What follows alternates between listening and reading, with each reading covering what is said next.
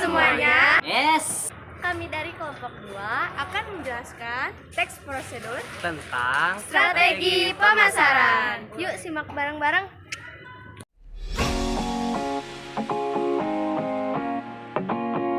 yes. Produk dan jasa yang sudah dirancang dengan baik membutuhkan pemasaran. Pemasaran yang baik dibuat berdasarkan perancangan yang baik juga. Untuk bisa melakukan hal tersebut, diperlukan langkah-langkah penting. Menghasilkan pemasaran efektif tidak semudah membalik kedua telapak tangan.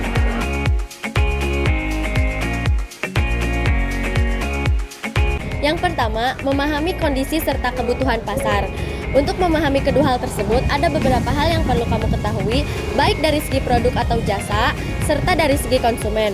Untuk segi produksi atau jasa, kamu harus memperhatikan harga, tren, serta kompetitor bisnismu.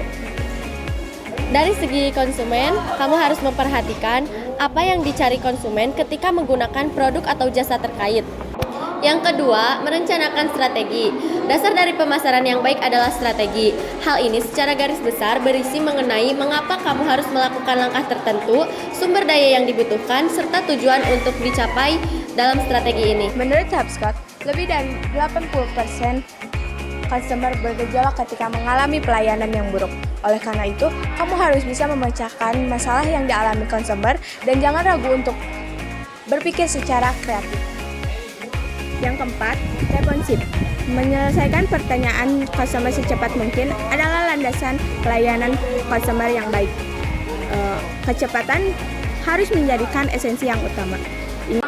Ingat, great customer service beats win every time. 5. Pilih TOS. Gunakan beragam alat atau TOS yang bisa mewujudkan rencana pemasaran yang sudah dirumuskan. Ada banyak tersedia TOS di luar sana. Dari yang gratis hingga berbayar bisa kamu gunakan. Kehadiran TOS ini bisa semakin mempermudah kamu dalam mengakses, mengevaluasi, mengeksekusi, menganalisis, dan mengukur rencana tindakan pemasaran yang sudah direncanakan. 6. Perhatikan sumber daya kamu. Kegiatan pemasaran tentu memerlukan sumber daya, baik dalam bentuk budget hingga persona yang melaksanakannya. Untuk bisa melaksanakan pemasaran dengan lancar, tentu hal ini harus bisa terpenuhi. Hitung berapa budget yang diperlukan dan sumber daya seperti apa saja yang dibutuhkan. Perhatikan juga apakah saat ini ada beberapa aset yang kamu miliki yang bisa digunakan untuk kegiatan pemasaran tersebut. Yang ketujuh, analisis kompetitor. Belajar dari pesaing merupakan cara terbaik untuk menentukan strategi pemasaran bagi bisnis kita. Adaptasi apa yang membuat pemasaran mereka berhasil dan pelajari apa yang membuat pemasaran mereka tidak maksimal. Sempurnakan dengan analisis dan gunakan SWOT untuk mempermudah proses ini. Jalankan strategi. Agar bisa melihat hasil nyata dari rencana yang sudah disusun, maka kamu harus mengeksekusinya. Jalankan rencanamu dan lihat bagaimana dampak yang dihasilkan. Jika sudah, lakukan evaluasi dari tindakan pemasaran yang sudah dilakukan. Yang kesembilan, terapkan strategi bauran pemasaran.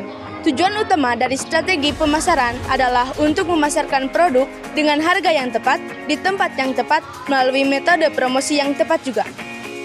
10. Menjalin dan menjaga hubungan dengan pelanggan.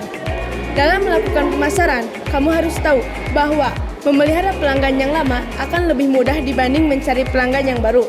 Hal ini karena mencari pelanggan yang baru tidak jarang akan memakan biaya yang besar. Sekian teks prosedur dari kami. Mentari senja telah tenggelam. Cakep. Hujan turun mulai terjatuh. Cakep. Kututup presentasi dengan salam. Wassalamualaikum warahmatullahi wabarakatuh. Nah.